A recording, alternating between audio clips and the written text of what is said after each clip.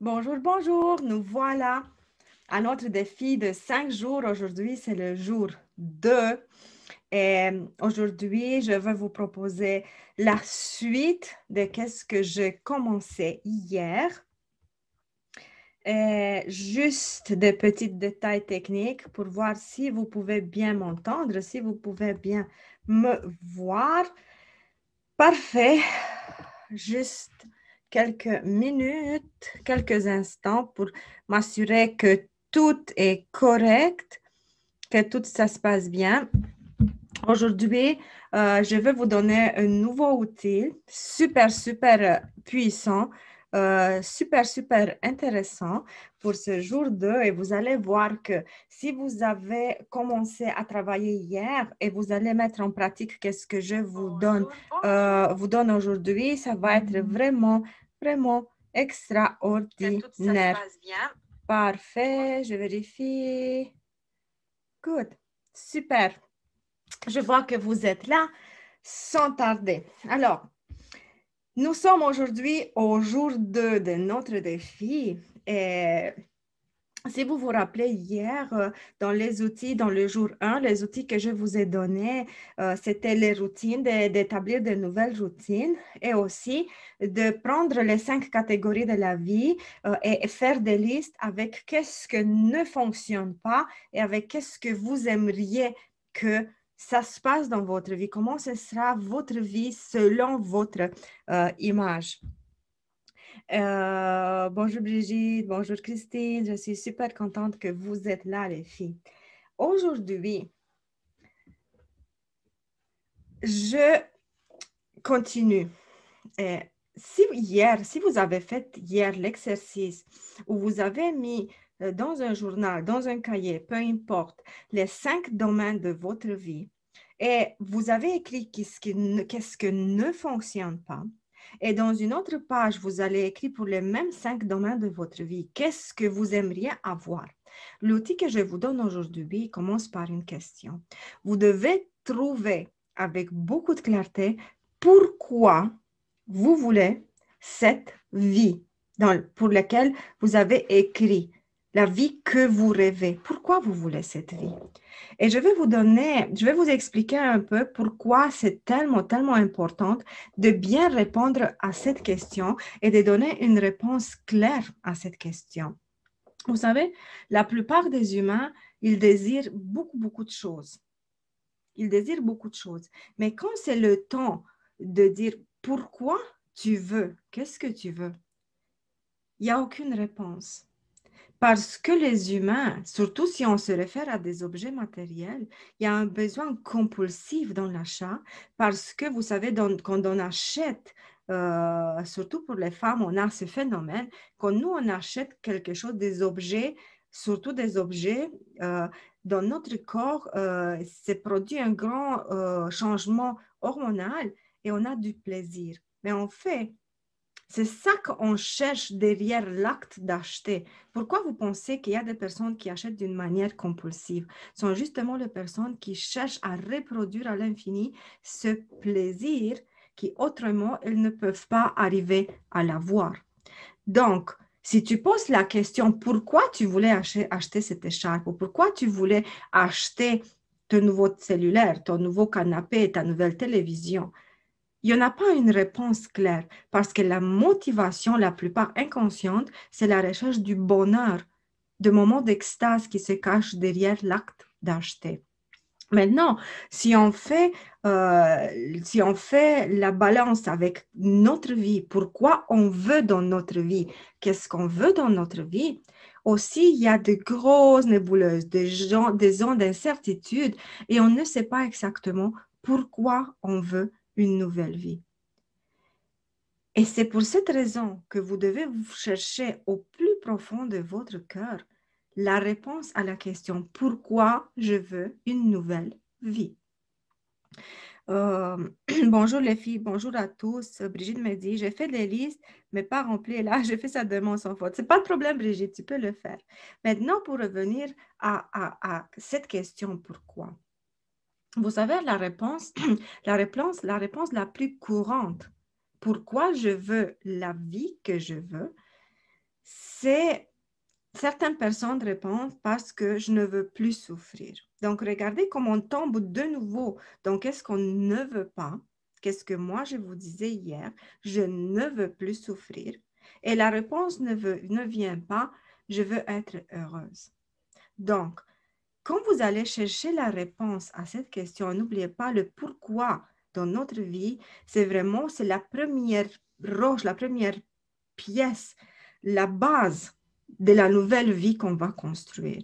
Parce que si la motivation de la nouvelle vie, ça va être une motivation extérieure, le changement, ça ne va pas durer et le changement, en fait, il ne va pas se produire parce qu'on ne va pas avoir la force de poser des actes, de passer à l'action pour faire un changement dans notre vie.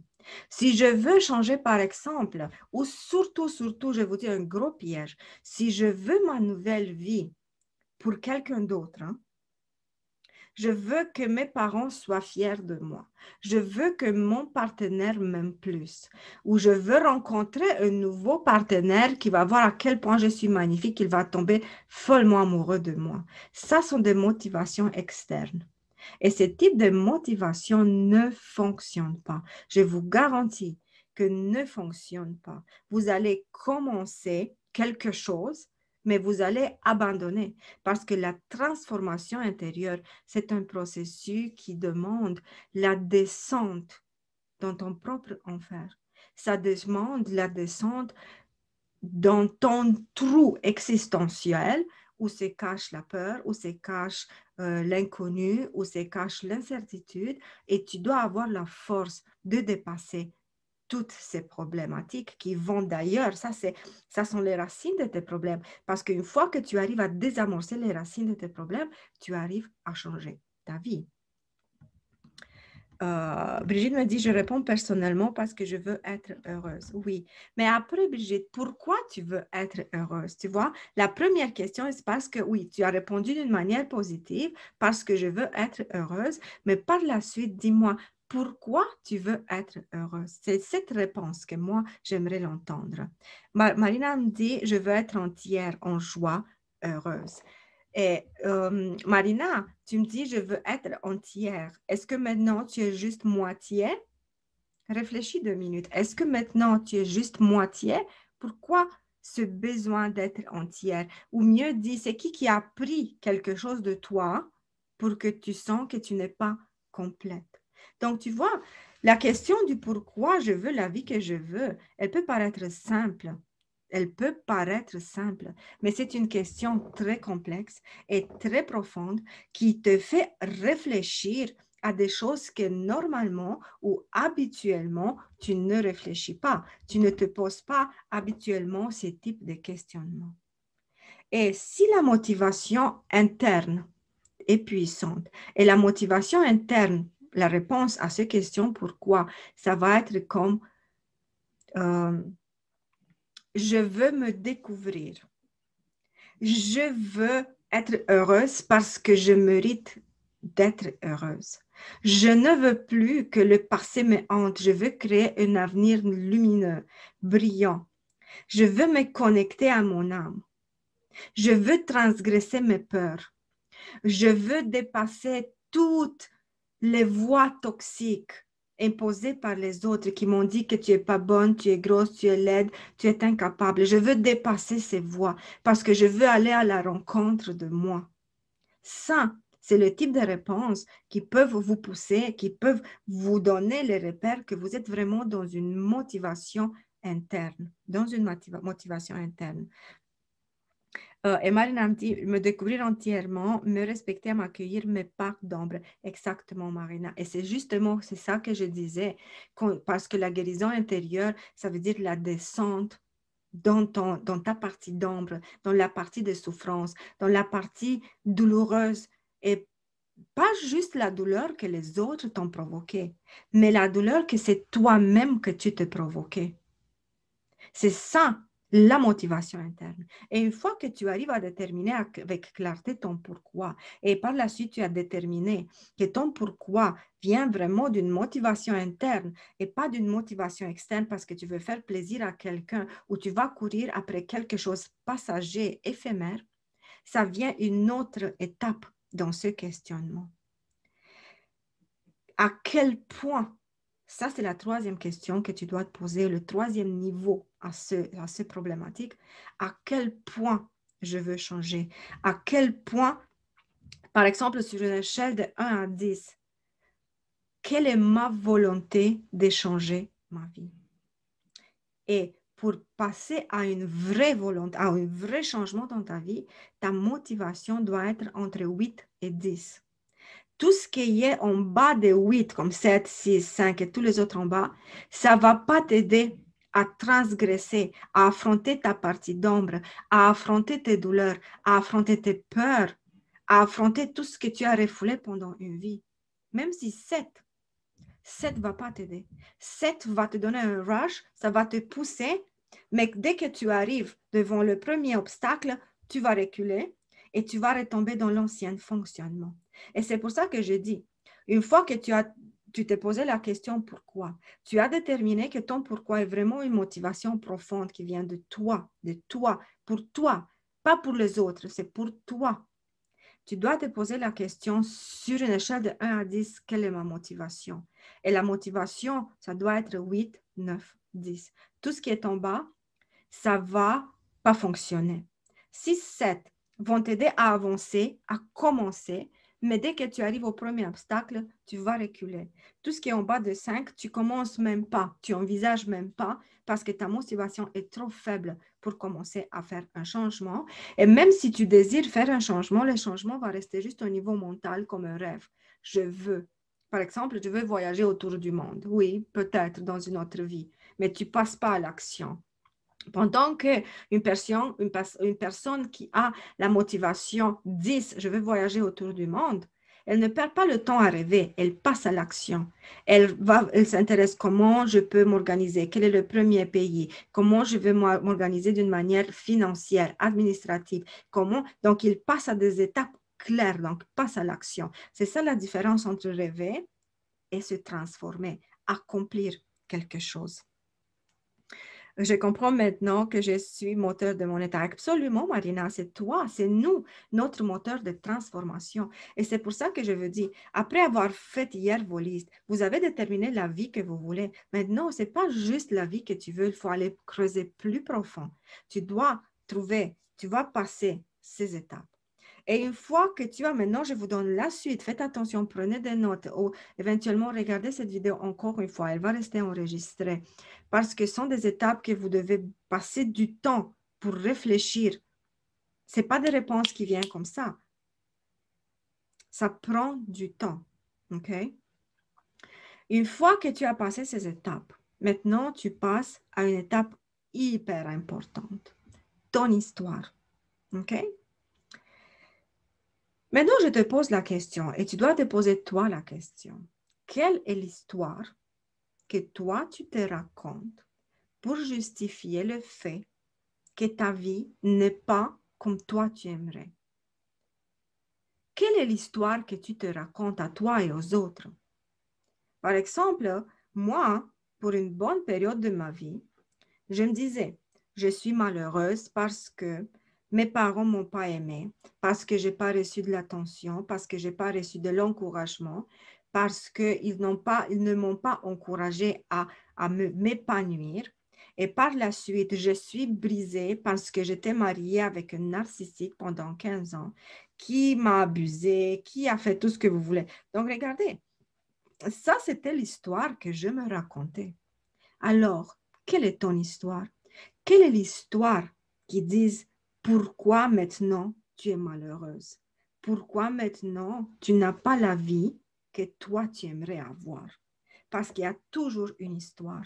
Il y a absolument toujours une histoire. Et je vous dis des centaines de consultations de personnes, de femmes que je rencontre en consultation. La première chose, ça vient toujours une histoire. J'ai été abandonnée, j'ai été trahie, j'ai été mentie, on m'a abandonné à la naissance, on s'est débarrassé de moi, on m'a blessé. Vous savez, il y a une histoire, toujours. Ma mère, oui, je sais, ma mère est narcissique. Ah, mon père n'était pas présent. Ah, ma mère ne voulait rien savoir de moi. Mon partenaire m'a quitté pendant que j'étais enceinte. Il voulait rien savoir de ma vie. Je suis mère monoparentale avec un enfant et à peine j'arrive à vivre. Regardez les histoires qu'on se raconte. Et ces histoires nous disent à perpétuité pourquoi notre vie est comme elle est. Et plus que ça, dans ces histoires, on trouve une sorte de réconfort et une sorte de justification pourquoi notre vie ne fonctionne pas. Et le temps qu'on est content de cette justification, parce que dans cette justification, aux yeux des autres et même à nos propres yeux, on va avoir le statut de victime. Oh pauvre toi, tu es mère monoparentale, personne veut de toi, personne t'aide, tu es épuisé, tu es mort de fatigue, seul à prendre la responsabilité pour tes enfants. Oh pauvre toi, ton mari t'a battu. Oh pauvre toi, tes parents voulaient rien savoir de toi. Regardez, comme ces histoires nous réconfortent et renforcent en nous cette position de victime, ce statut de victime. Et je vous dis quelque chose, chaque fois qu'on veut avancer, si notre motivation n'est pas 8, 9 ou 10, cette histoire va nous bloquer. Parce que dans cette histoire se cache tout notre bagage d'émotions négatives. La rancœur, la colère, la frustration, la peur. Vous savez, je rencontre tellement ce mot, je suis bloquée. Je ne peux pas avancer, je suis bloquée. Et quand je dis, c'est quoi ce blocage? C'est pourquoi tu es bloquée? Parce qu'on m'a abandonné. Ça veut dire que toi, tu es bloqué parce qu'on t'a abandonné. Et ça veut dire que si quelqu'un a posé ce type d'acte qui t'a blessé, toi, pour le reste de ta vie, tu dois rester prise à ce moment où tu as été abandonné. Même si cet acte s'est passé il y a 10 ans ou 15 ans, 20 ans plus tard, tu es toujours bloqué parce qu'on t'a abandonné. Et regardez, comme cette histoire qu'on se raconte, elle devient notre personnalité. Elle devient notre visage dans le monde. Et c'est elle qui justifie tous nos échecs. Pourquoi on n'arrive pas à avoir la vie qu'on veut? Pourquoi on est malheureuse? Pourquoi on est dans une grande pauvreté financière, émotionnelle et spirituelle? C'est cette histoire qui nous garde prisonniers. C'est cette histoire et pas les personnes qui étaient impliquées dans l'histoire. C'est l'histoire qu'on se raconte à perpétuité. Et donc, ce type d'histoire nous garde pris, parce que je regardais un peu les commentaires pour voir qu'est-ce que vous dites. Et plus que ça, ce type d'histoire va déterminer nos agissements. C'est extrêmement important. Cette histoire va déterminer nos agissements. Je suis faible parce que tout le monde m'a mis à terre. Je suis malade parce que tout le monde s'est débarrassé de moi. Je suis incapable d'avancer parce que personne ne m'a appris comment faire. Regardez les choses qu'on se dit et on prend des décisions et on agit selon l'histoire qu'on se dit. Et d'autant plus, vous savez qu'est-ce que c'est triste? Que cette histoire, on change ces versions à répétition.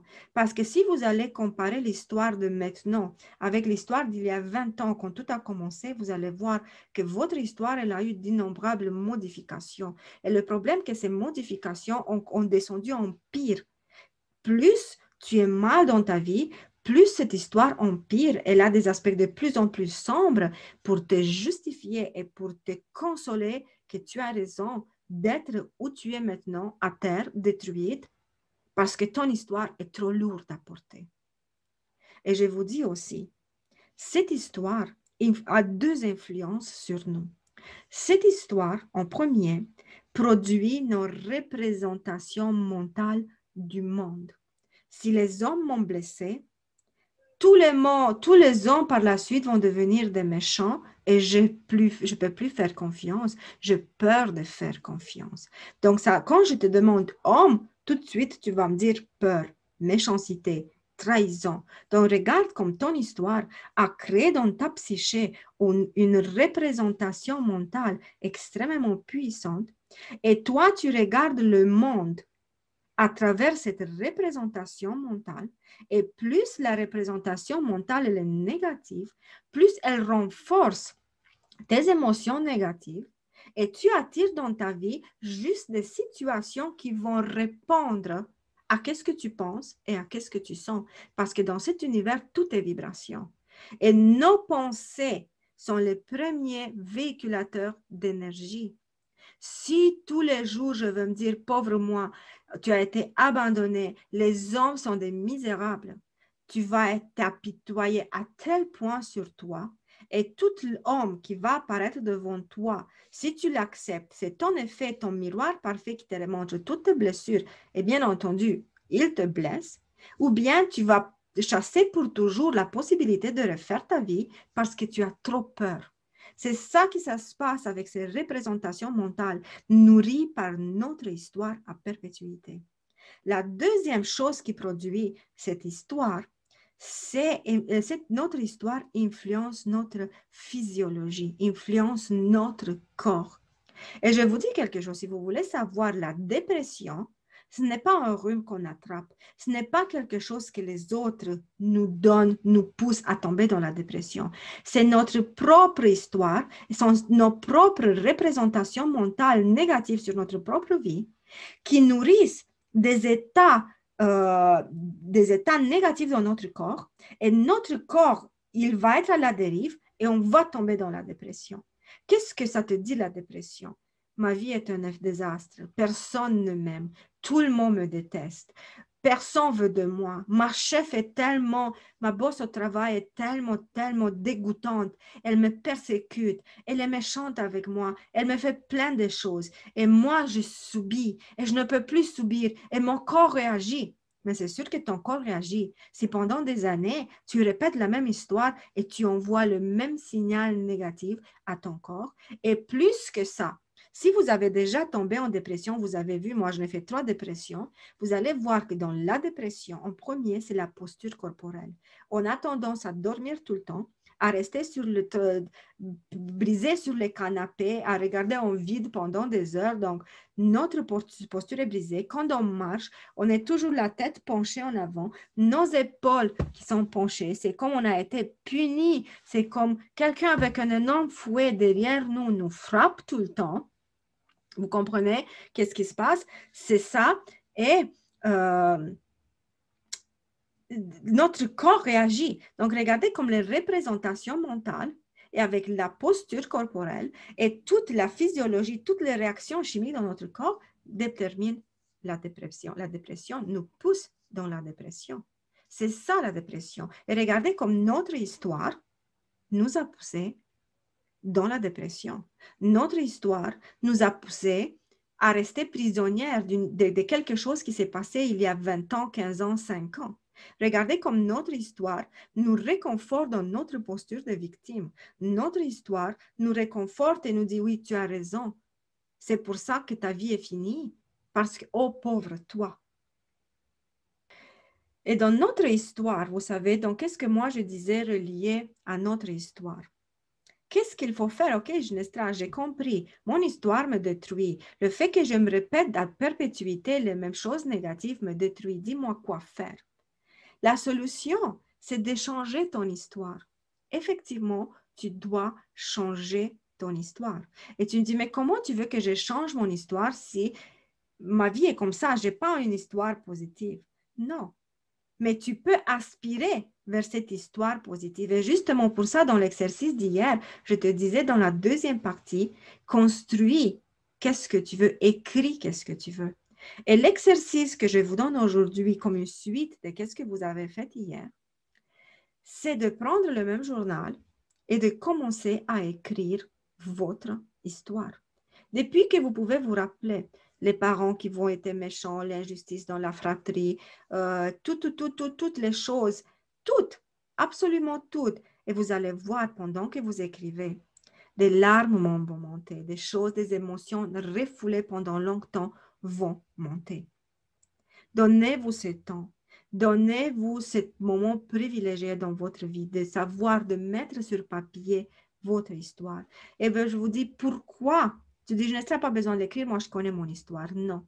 C'est une grosse différence entre qu'est-ce que tu penses dans ta tête et qu'est-ce que tu vas écrire sur le papier. C'est vraiment une grosse différence. Parce que quand tu écris sur un papier, tu vas avoir le fil de tes pensées et tu vas avoir la capacité de créer des liens et de voir des choses qui se répètent. Et je te dis, quand tu vas relire ton histoire, même toi-même vas dire, waouh, c'est trop négatif, c'est trop sombre. Donc, tu dois avoir cette prise de conscience parce que toi, tu vas extérioriser quelque chose qui était intérieur. Parce que surtout quand nous, on se dit nos histoires dans notre tête, on saute d'une image à une autre. On ne fait pas de connexions logiques et fluides entre les informations. Mais quand tu es obligé d'écrire sur papier ton histoire, tu vas être obligé de faire des suites logiques. Et quand tu vas lire ton histoire, tu vas dire, oh waouh, j'ai sauté de 5 ans à 35 ans. Et j'ai fait ci, ça. Alors, tu vas avoir la capacité de voir effectivement un fil des événements. Et une fois que tu as écrit ton histoire, je veux maintenant, suite de qu'est-ce que tu as fait hier pour la partie positive, que tu réécris ta nouvelle histoire. Et comment tu dois réécrire ton histoire? Tu dois la réécrire, chose essentielle. Tu l'écris au présent. Tu n'écris pas ton histoire au futur, comme on peut avoir la tendance. Je veux être heureuse, je veux avoir un nouveau partenaire de vie. Parce que je vous dis quelque chose dans l'univers, le temps n'existe pas. C'est nous. Le temps, c'est une représentation mentale aussi, OK? Et c'est une convention sociale d'ailleurs. Mais dans l'espace quantique et dans les lois de l'univers, le temps n'existe pas. Et l'univers répond à qu'est-ce que tu lui dis maintenant, qu'est-ce que tu considères que tu le vis maintenant. Et le futur, comme le futur n'existe pas parce que notre vie est un enchaînement de moments présents. Hier, c'était un présent. Aujourd'hui, c'est un autre présent. Et demain, ça va être un autre présent. Donc, le futur n'existe pas. Et c'est pour ça que si je veux obtenir quelque chose, je dois faire quelque chose dans le présent. C'est pour ça qu'il y a énormément de personnes qui disent « Ah, l'année prochaine va être meilleure. » Non, l'année prochaine ne va pas être meilleure que cette année. Va être exactement comme cette année, pire encore, si maintenant, ici, maintenant, tu fais absolument rien pour changer. Comment tu vas avoir un pommier dans ton jardin si tu ne vas jamais planter une graine de pomme dans le sol? Jamais. C'est ça que j'essaie de vous dire. Donc, écrivez votre nouvelle histoire au présent. Et quand vous écrivez votre histoire, mettez-vous dans la vibration de bonheur et d'amour, de qu'est-ce que vous voulez vraiment avoir. C'est comme le bonheur que vous cherchez, le nouveau partenaire que vous cherchez, l'épanouissement et la complétude que vous cherchez, vous l'avez déjà. Parce que si vous, une loi de l'univers, je vous explique une loi de l'univers extrêmement importante. Parce que si vous écrivez votre histoire au futur. Dans l'histoire du futur, il y a aussi la vibration du manque. Ça veut dire qu'il te manque quelque chose. Et plus tu vas mettre accent sur qu'est-ce que te manque, l'univers, ça veut dire que tu vas te focaliser sur qu'est-ce que te manque, l'univers va t'agrandir ce manque. Il va te continuer à te donner comment je veux dire, à approfondir ce manque. Si toi, dans ton cœur, tu désires tellement avoir un partenaire de vie, mais pourquoi tu le veux? Parce qu'il te manque. C'est ça la vibration. Tu n'envoies pas à l'univers la vibration je veux. Tu vas envoyer dans l'univers la vibration il me manque. Alors tu ne vas jamais l'avoir. C'est pour cette raison que tu dois écrire ton histoire au présent. Je l'ai déjà, ces partenaires. Je le sens, il tient ma main. Il est ici à côté de moi et je me sens tellement comblée, je me sens tellement épanouie et je me sens tellement heureuse. Et je suis au nouveau emploi et mes collègues de travail sont magnifiques et je suis tellement épanouie comme j'aurais jamais pensé de ma vie que je vais être épanouie dans mon nouvel travail. Et l'argent est vraiment une abondance de tous les points de vue. L'abondance vient dans ma vie et je suis tellement reconnaissante pour l'abondance qui vient dans ma vie. Donc, ce type de discours, tu dois l'avoir quand tu vas raconter ta nouvelle histoire. Donc, C'est ça les outils que je vous donne pour aujourd'hui. Appliquez-vous. Faites les exercices que je vous dis parce que vous ne pouvez même pas imaginer la puissance de cet exercice, de ces exercices. Je ne vous donne pas des choses que moi, je n'ai pas appliquées personnellement. Et je peux vous dire que ce type d'exercice, je les ai fait d'innombrables fois dans ma vie parce qu'à chaque niveau de ma vie, il y avait un changement. Je passe d'un niveau à un autre et à chaque niveau, il y a de nouveaux défis. Et je refais à répétition ces histoires parce que mes histoires changent, mes aspirations changent, mes buts changent. Qu'est-ce que j'écrivais dans la première histoire s'accomplit et j'arrive déjà à vivre cette histoire. Et par la suite, il y a un autre objectif, un autre but, une autre destination et je le construis encore. Vivez dans votre présent. Écrivez cette lettre au présent et vous allez voir, croyez dans qu'est-ce que vous écrivez. Ressentez à l'intérieur de vous cette vibration puissante de qu'est-ce que vous avez déjà et l'univers va vous envoyer. C'est ça ma petite discussion d'aujourd'hui, les outils que je vous donne aujourd'hui. Et je vais revenir demain avec d'autres outils parce qu'une fois que tu as écrit ton histoire, maintenant tu as d'autres étapes que tu dois mettre en pratique pour avancer. Parce que comme je vous ai dit, dans la vie, ce n'est pas important juste d'écrire et juste de désirer. Il faut passer à l'action. Et je vais vous donner des outils qui vont vous aider à traverser du mental au pratique. Parce que la transformation se passe quand tu es dans le pratique, dans le concret. Quand tu mets en place des choses pour te sortir de ce monde imaginaire où tu veux à quelque chose que tu accomplis.